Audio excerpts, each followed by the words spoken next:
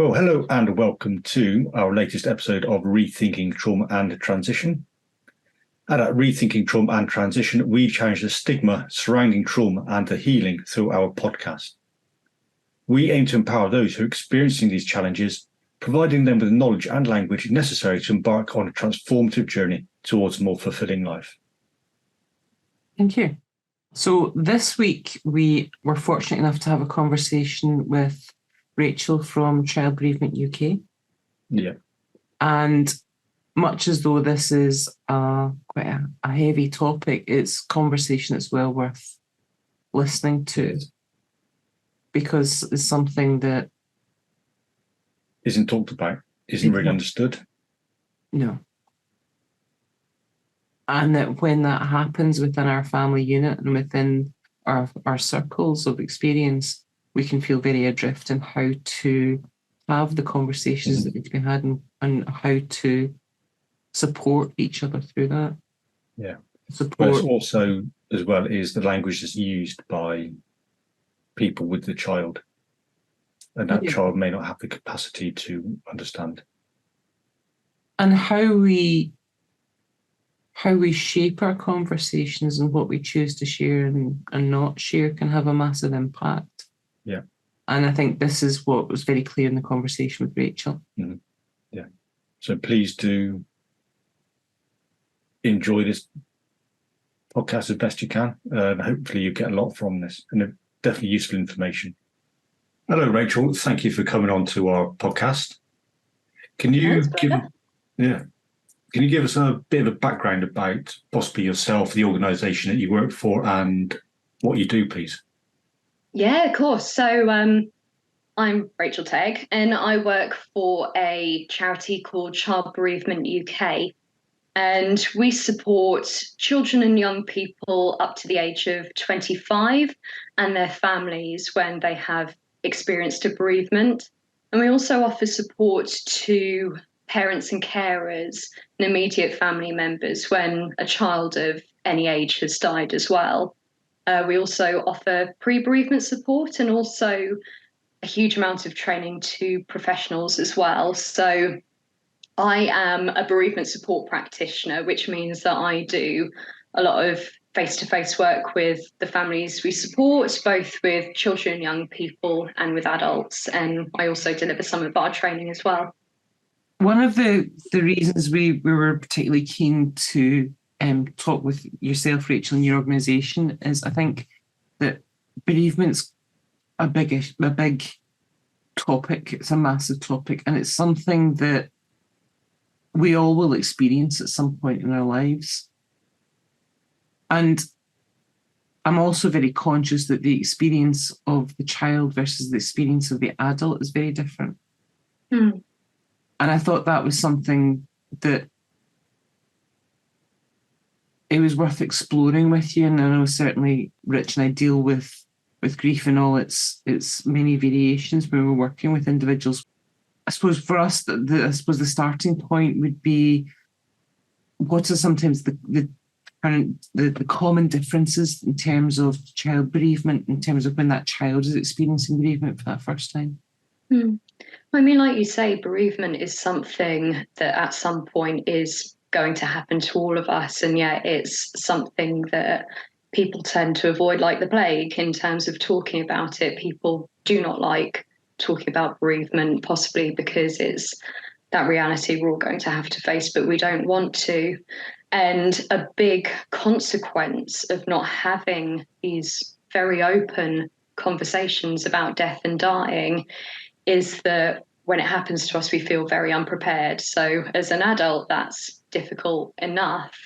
For a child, it's that much harder because particularly for very young children or children with additional needs, your emotional vocabulary is quite limited. You'll only have had a number of quite emotionally challenging experiences in your life, and bereavement for a lot of children is the first very challenging emotional situation they might come across. So I guess, like many other things, it's also a bit of a learning experience. It's about learning, okay, how do I deal with this? How am I supposed to react in this situation?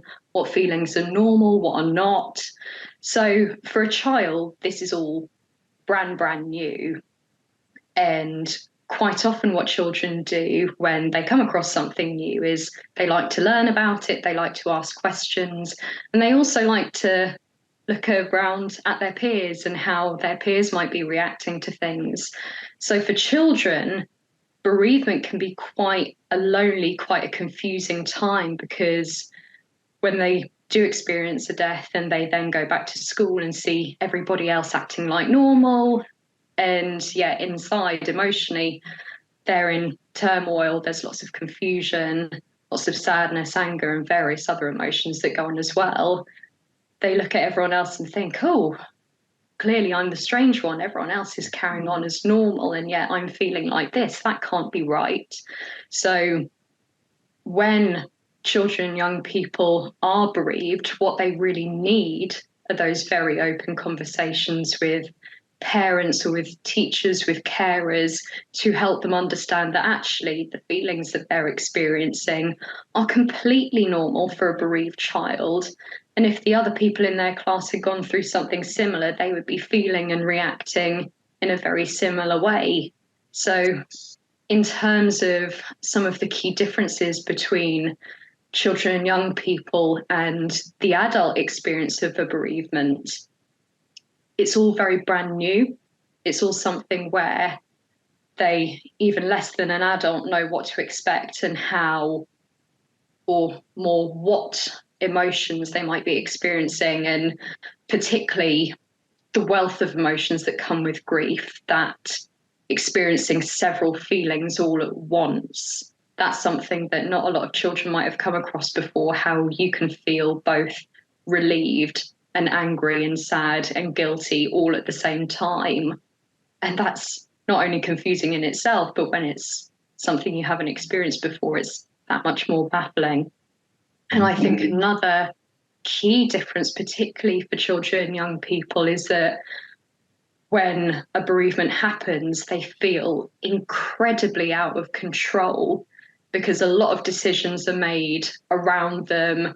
Sort of other family members, older family members will talk about funeral plans or what to do with the ashes and things like that, or what to do on birthdays and anniversaries.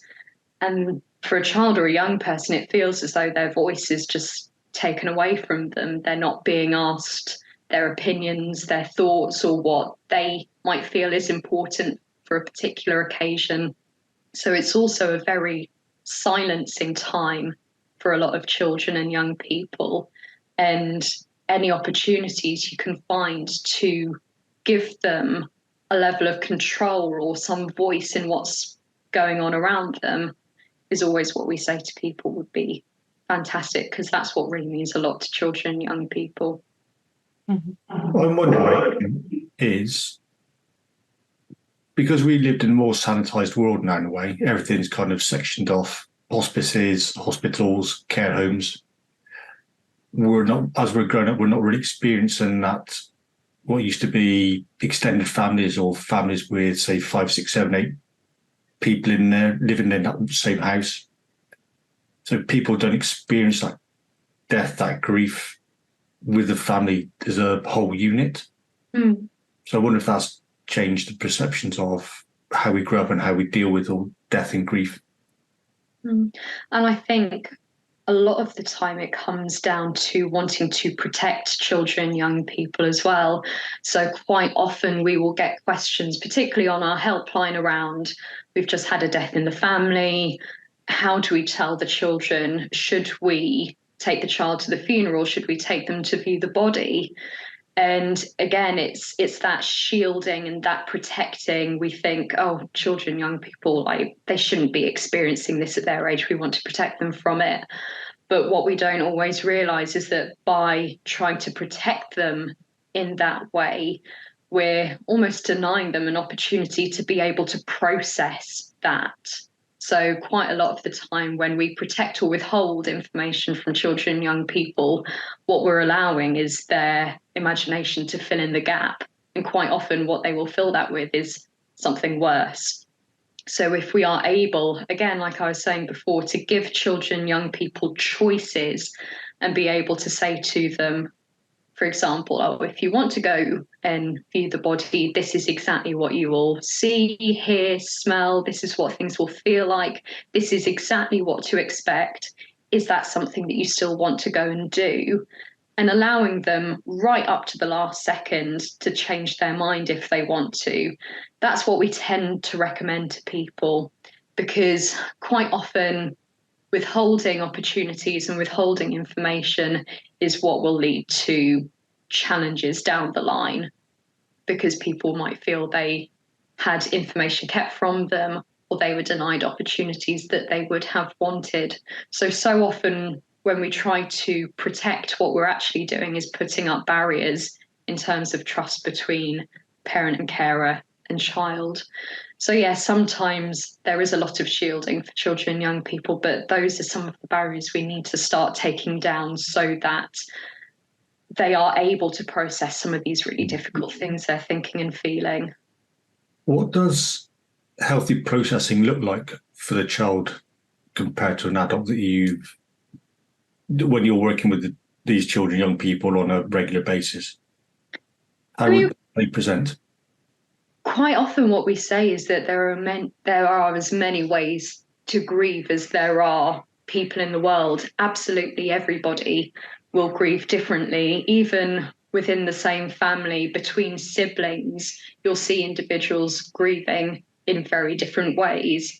There are various factors that affect the grieving process, down to the personality of the individual, their past experiences, their supportive environment, the circumstances of the death as well. So how individuals process their grief looks completely different from one individual to the next. Some people might take a lot of comfort from being able to talk about their grief and being able to talk through how they're thinking and feeling about things.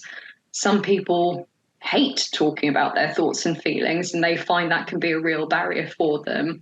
And the way that they express their grief might be through creative things such as drawing or dance, or music is a brilliant one as well. So when we talk about doing grief work, or when we talk about processing, what we're essentially talking about is anything where somebody is able to spend time with those difficult thoughts and feelings, rather than trying to suppress them, squash it down, or put it off to one side and think, oh, I'll come back to that later. That healthy processing or that healthy grief work is sort of not only finding opportunities or finding ways of being able to spend time with these thoughts and feelings. But yeah, it's about when you naturally feel that grief coming up. People talk very often about grief coming in waves. So people will have times where they feel able to carry on with everyday life, and then they'll have moments where it feels like their grief really rears up in a particular moment. Maybe they've heard a song on the radio that reminds them of the person who died, or maybe they've even just woken up that day and they can tell, okay, this is going to be a difficult day. It's about allowing yourself to go with what comes naturally. Quite often people might think, oh, I should be grieving more, or maybe I'm grieving too much, or they'll try to force themselves into a place that they're not naturally feeling they should be.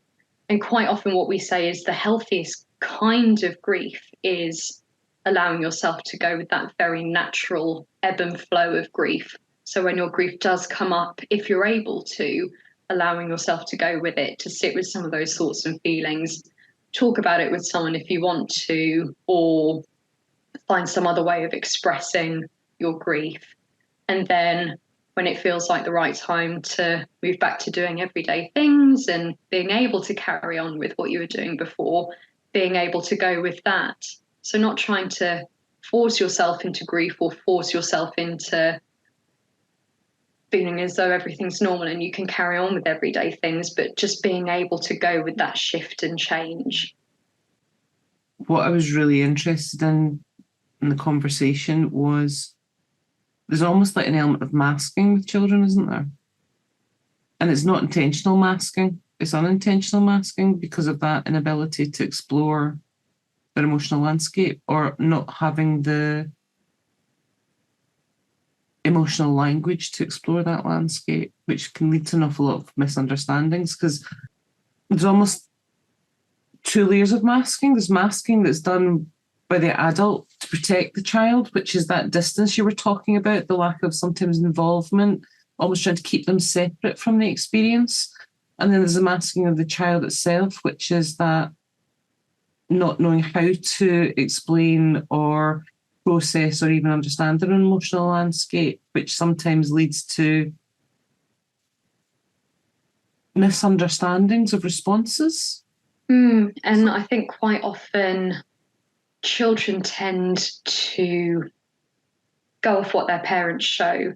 So we quite often talk about parents and carers being models for their children and being able to model grief for their children. So like you say, quite often parents and carers might try to hide their own grief responses because they think, oh, I don't want my child to see me upset, or I don't want them to see me struggling because I want them to think that everything's okay and keep that normality for them. But actually, what you need to do as a parent or carer or anyone sort of supporting a child is be able to model for them actually what grief looks like. So if a parent or carer feels able to cry in front of their child or explain to their child about how much they're missing the person who died, what they're actually showing that child is these feelings are normal feelings. This is what you do with them. It's okay to cry. It's okay to talk. And actually, this is what you do in this situation. A bit like I was saying before with learning, children will quite often mimic what they see in a parent. So if they see their parent being able to grieve quite openly, they will feel able to do that themselves. So quite often, again, protecting a child by putting that mask on, the child is then probably going to mimic that and think that what you're supposed to do is carry on as normal. We don't talk about grief. We don't talk about granny dying. And we just carry on and we don't show some of those feelings. And you think to yourself, oh, these are strange feelings, but it's not something we show. So I have to keep it to myself. Do you think part and parcel of that is also about processing and new experiencing into our landscape of what life is all about? Because I'm just very conscious that sometimes, for instance, if I look at things like when we experience loss as a result of suicide from somebody we know or was within our circle, we know that there's an exponential risk in terms of the immediate circle with that.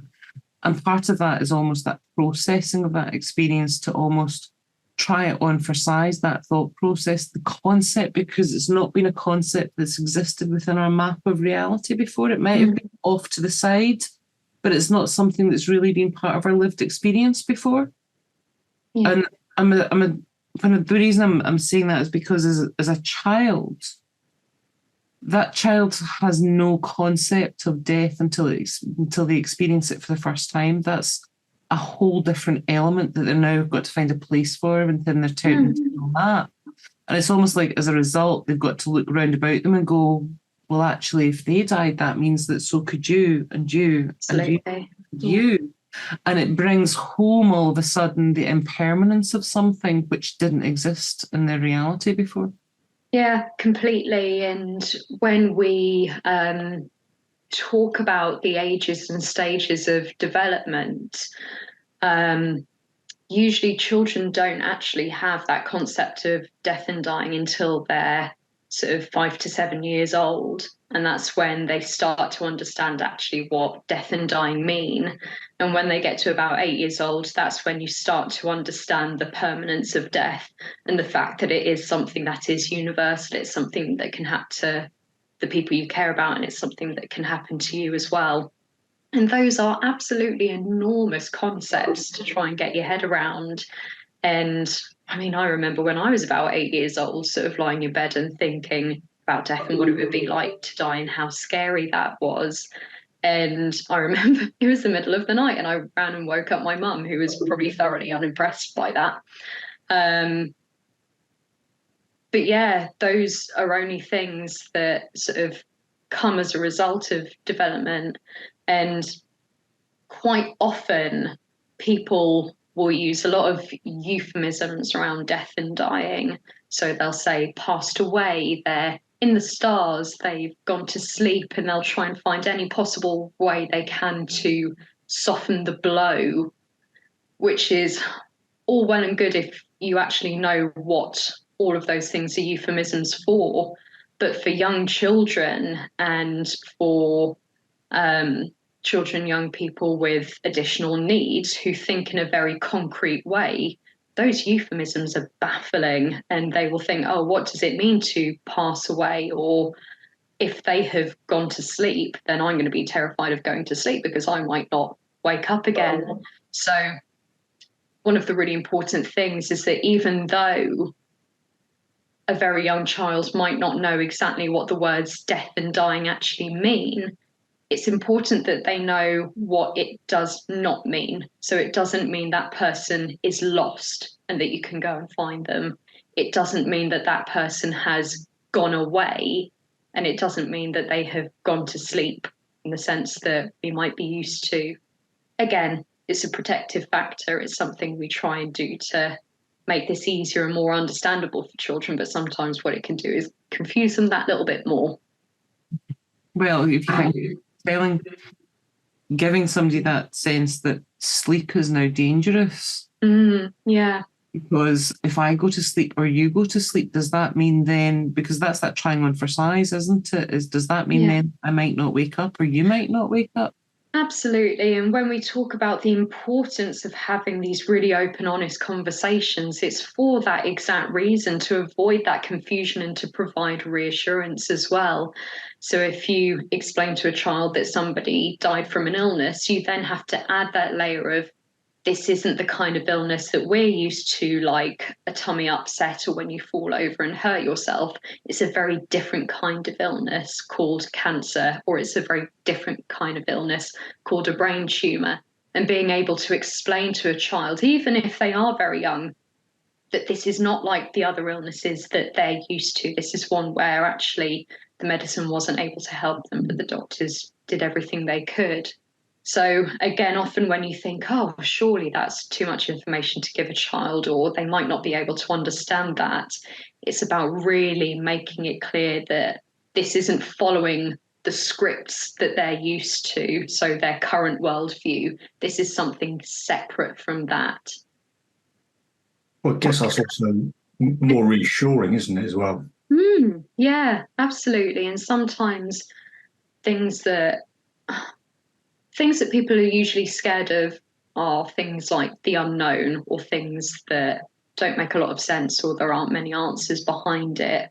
So the more information you can give children and young people in an age appropriate way, of course, the better, because like I was saying before, it's removing that opportunity for their imagination to fill in the gaps and imagine something 10 times worse or anything like that. Whereas actually, if they're given that information, that is reassuring, even though for us as adults, it might be really upsetting. For a young child, they think, oh, good, I've been trusted with that information. I know what happened. I know what to picture in my head now. Because it's limiting what ifs, isn't it? It's removing as many of those what ifs as possible. Yeah, absolutely. And I think another thing that people tend to worry about are those questions that don't have answers to them. And people really dread some of the questions that children come out with, those curveball questions of, oh, what happens at a cremation? Or what happens when you die? You think, oh God, how do I answer this?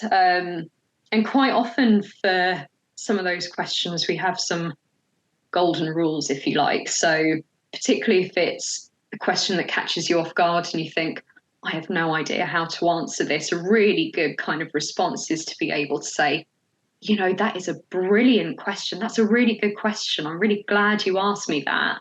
I don't know the answer right now, but let me go and find out, and I'll let you know by the end of today.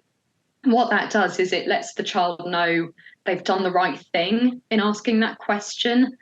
They've been heard by the parent, and they're going to get an answer later, so they can go off and play and think, hooray.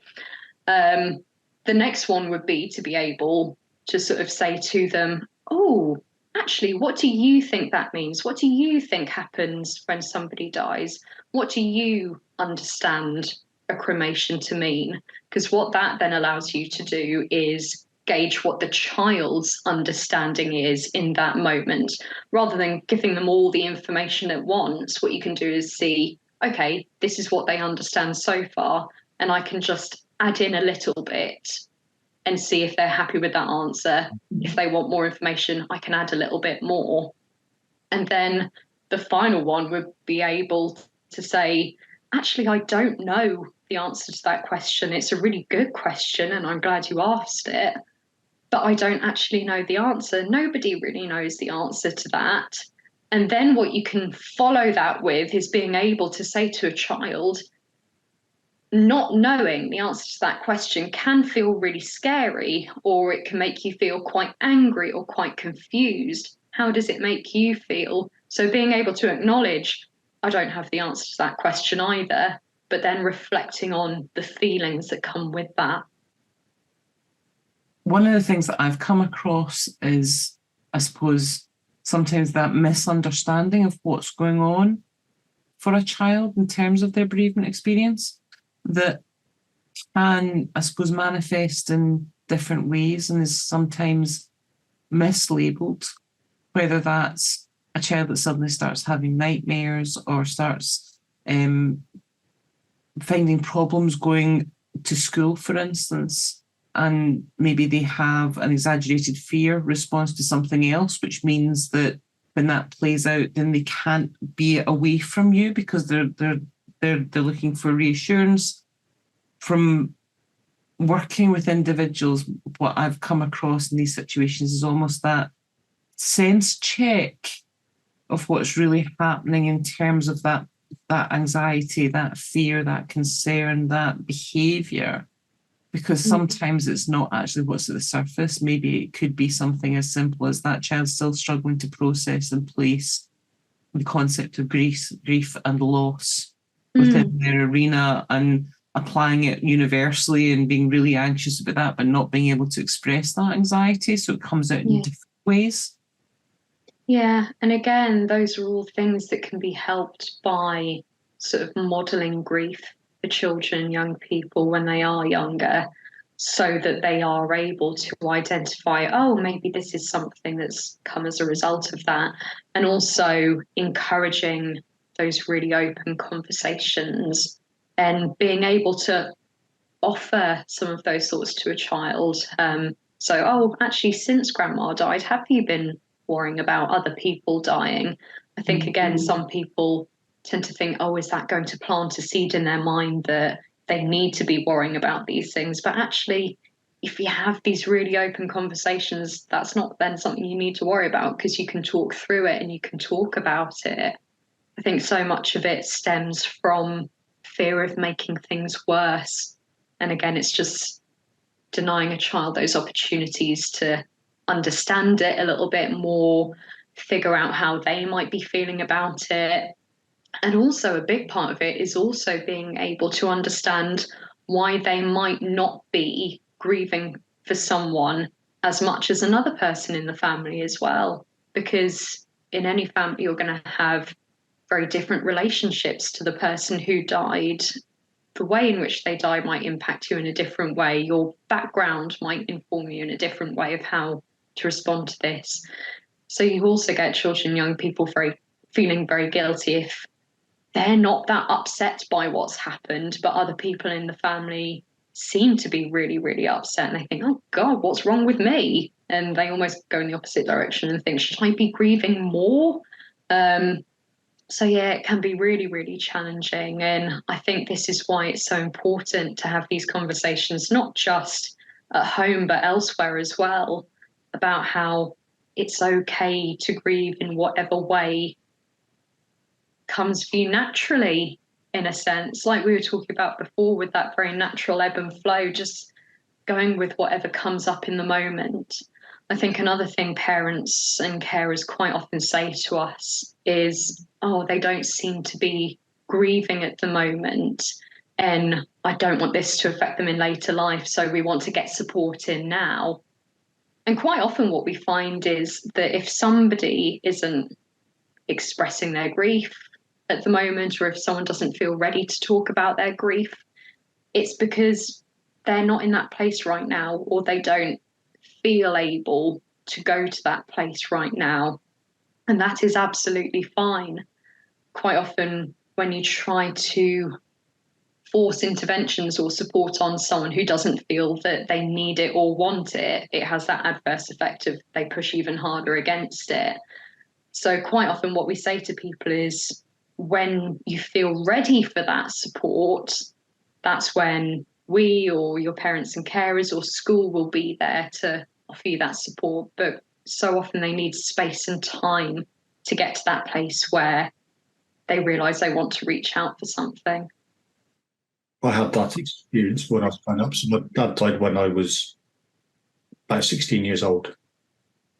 And I had an uncle come to me while I was doing some work out in the garden.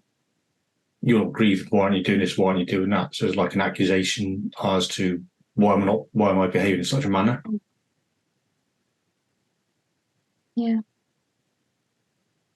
I think that comes down to that expectations, isn't it, of what a grief response actually is. And it just, I was listening there, that we talk about complex grief as being something different, and actually all grief is complex.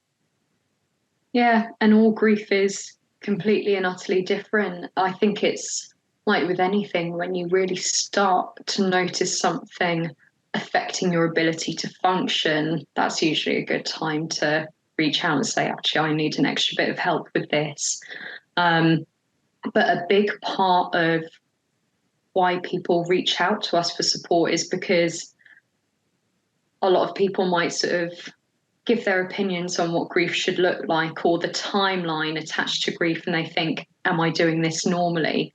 So what I quite often find is people tend to offer their opinions very much whenever you have a baby, whenever you have a wedding, and whenever someone dies. Everyone will have a very strong opinion on how things should be done. And it's exactly the same with grief. People will either go down the side of, oh, it's been 6 months, I would have thought you'd be over this by now. Or they'll go down the line of, oh, if I were you, I wouldn't be able to get out of bed in the morning. And what it does for that person is it makes them think, oh, am I doing this wrong? Should I be grieving more or grieving less than I am at the moment? And it applies that much more additional pressure as well. So for an adult, you might be able to recognize that in other people, but for a child or a young person, getting those kinds of messages can really make you think, oh gosh, I'm doing this all wrong, or actually the way I'm reacting isn't normal.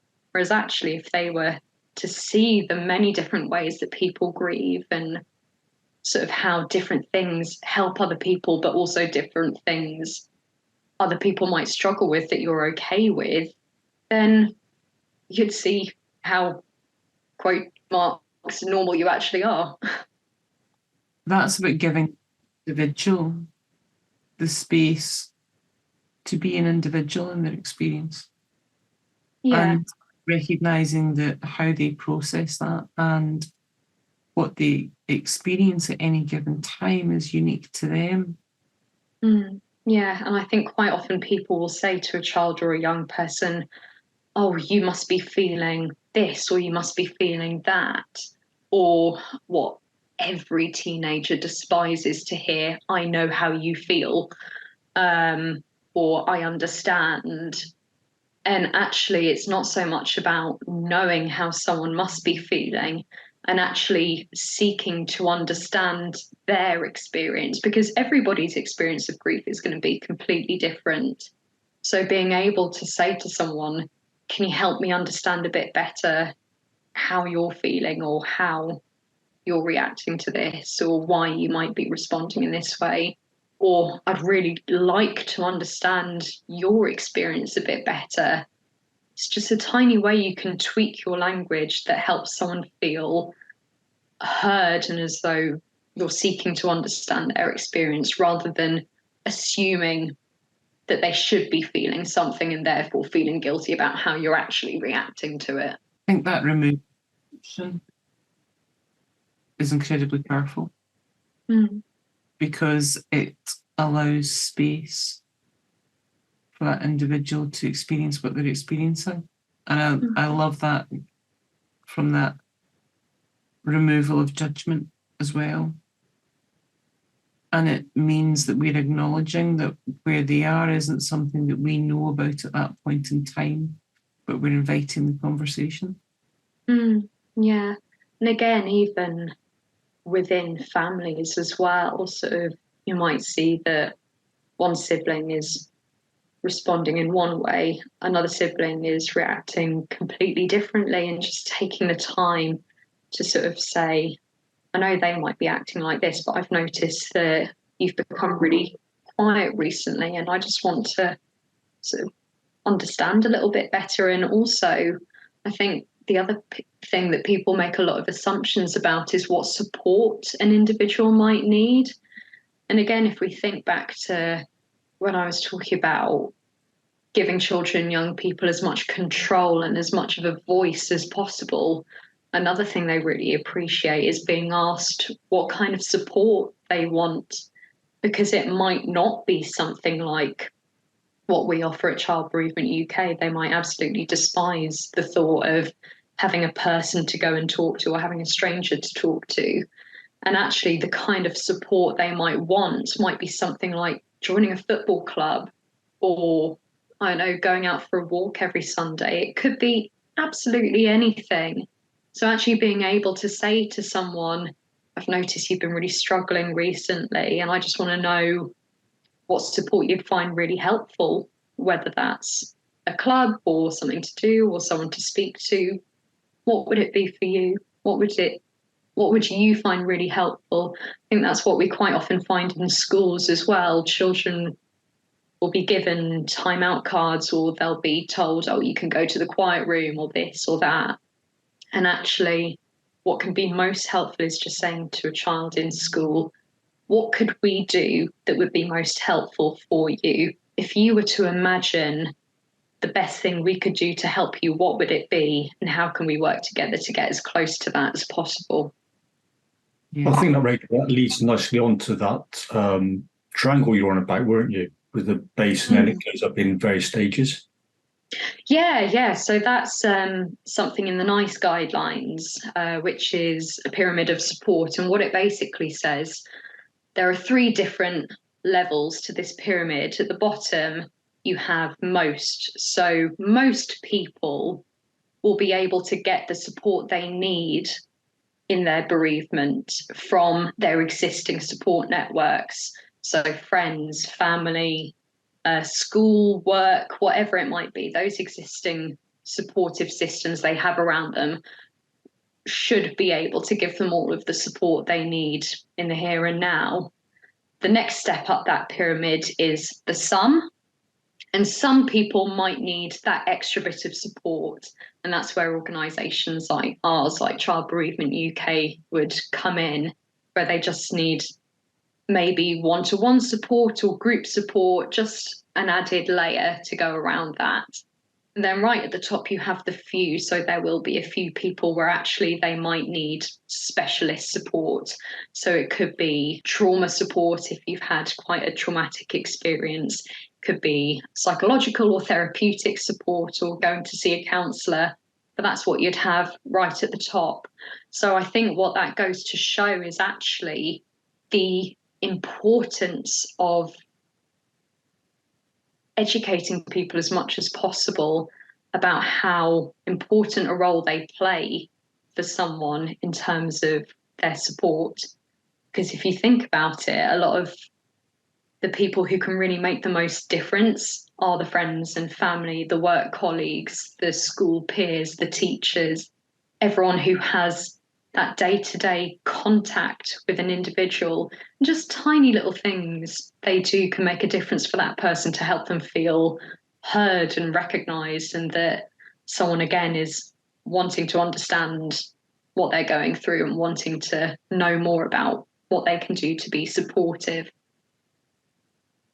So I was wondering then, is, as you mentioned, of your organisation, the support that provides to people, somebody calls your line or sends an inquiry into your organisation, what does that support, or how's that initial contact like? What would that be like for them?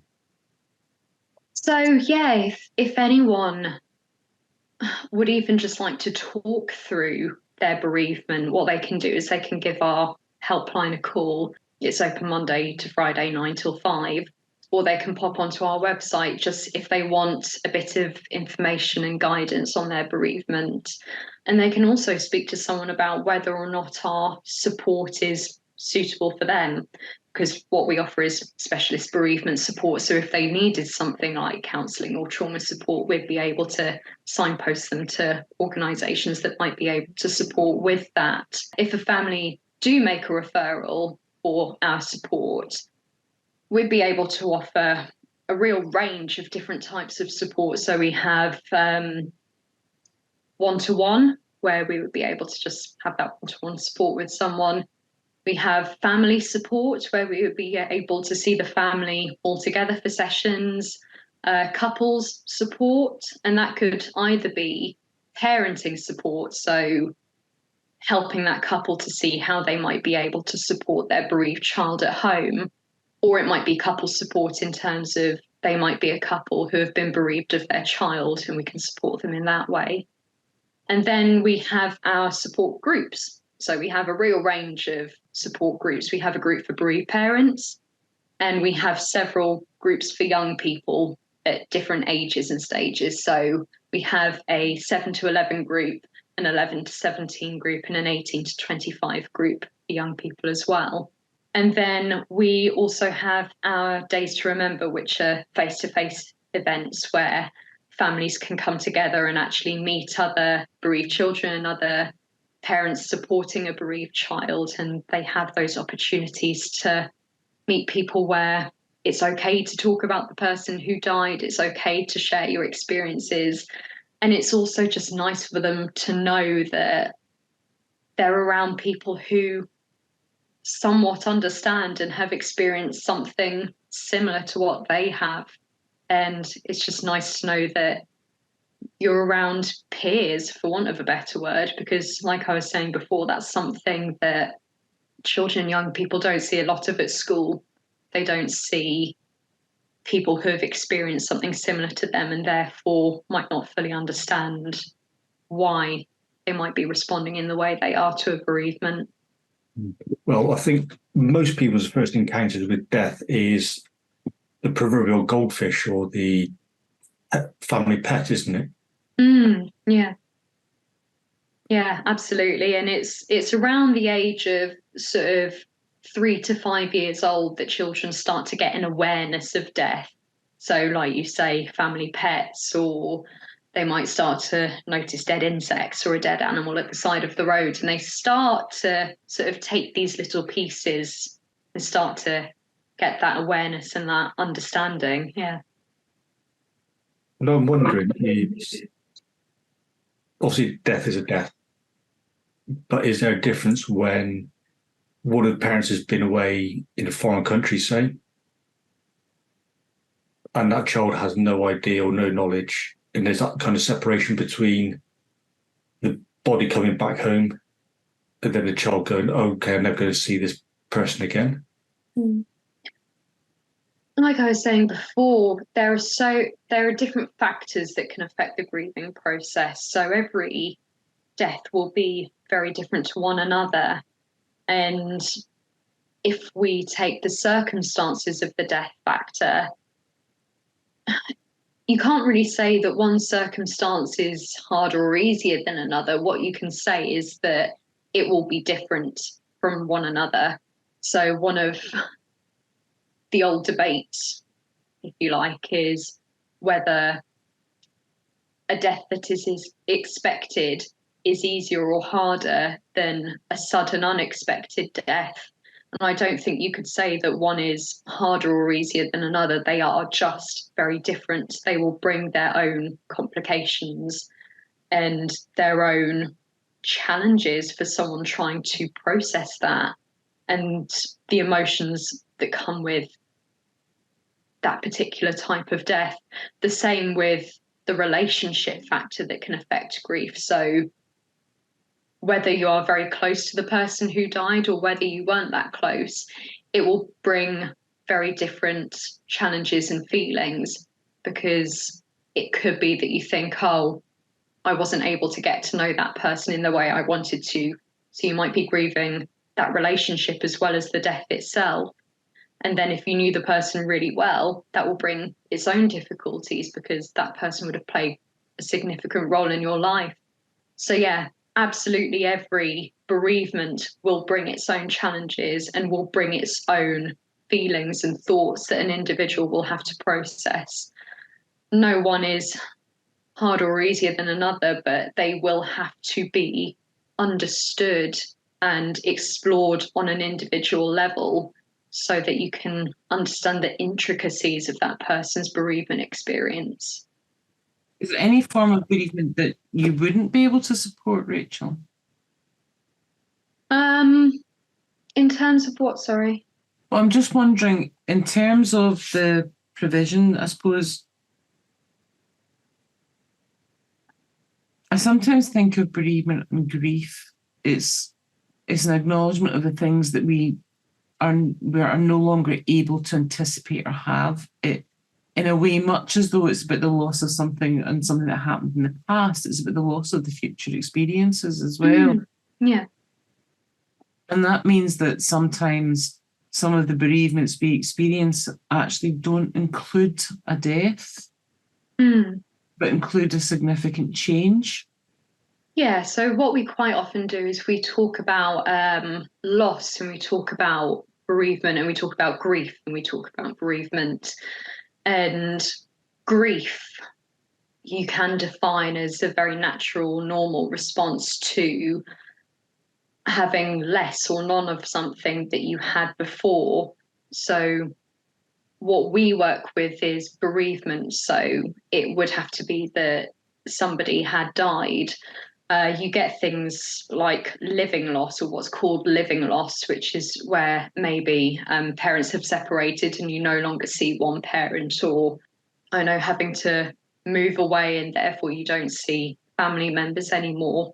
So that's not something we'd be able to support with. Similarly with pet bereavement, we wouldn't be able to support with. That's something the Blue Cross would be able to support with. But yeah, we work with the bereavement side of things where somebody has died, and there isn't a particular bereavement that we would not work with, or a particular circumstance or instance that we wouldn't work with.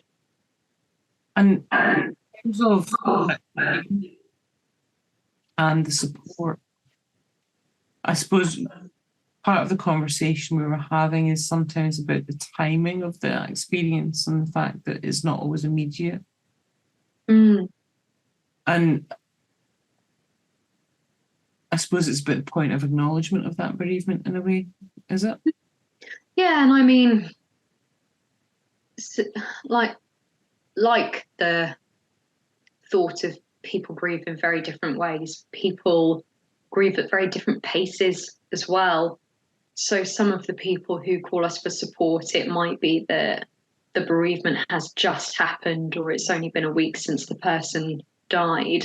And some people will contact us 40, 50 years down the line.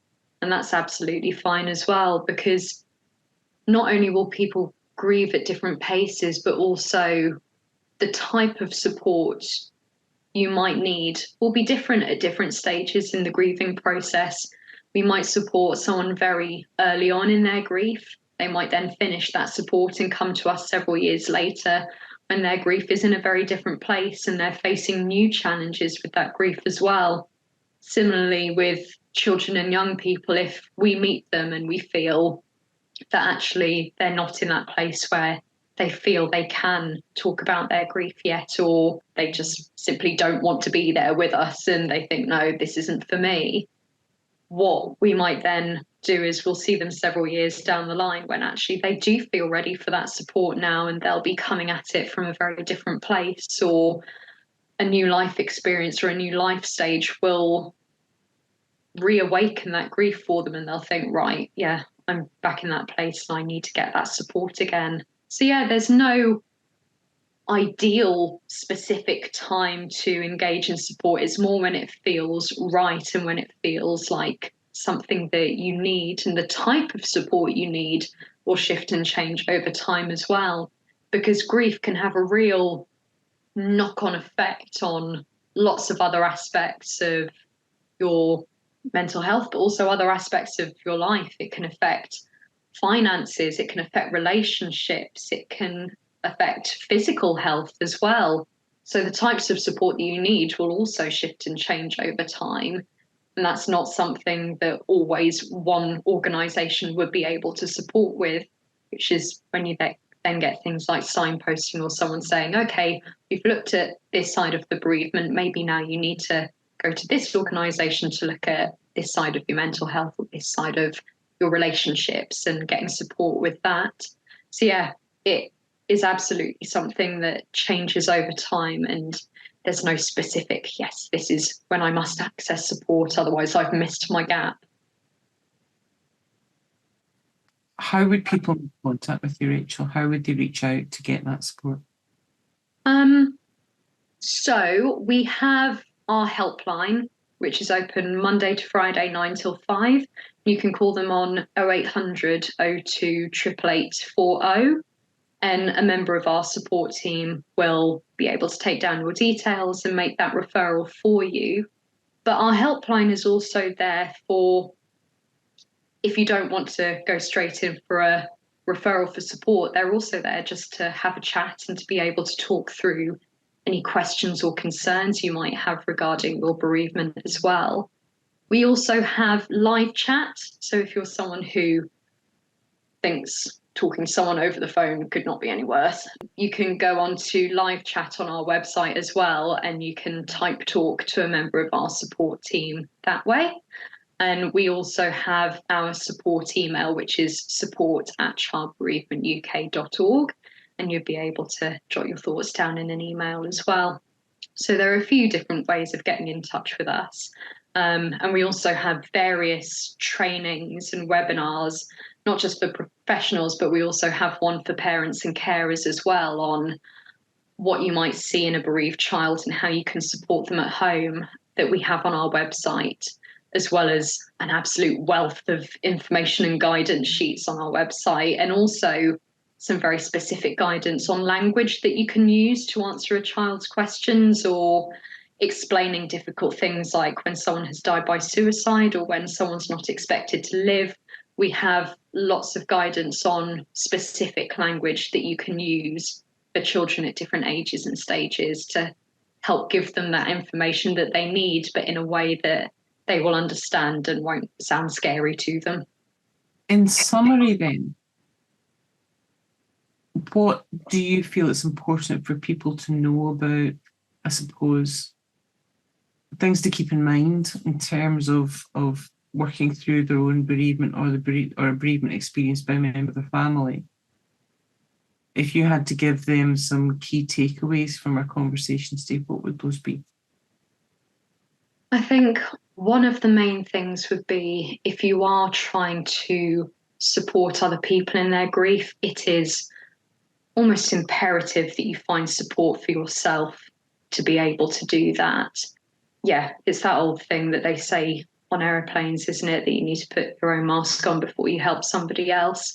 And so often we will have parents and carers say to us, oh, I just want to make sure that the kids are in support, then I'll focus on me. But it is absolutely essential, if you are having to be the support network for somebody else, it's so important that you get your own support. And I think also when supporting somebody else with their bereavement, it is about approaching it from the individual perspective.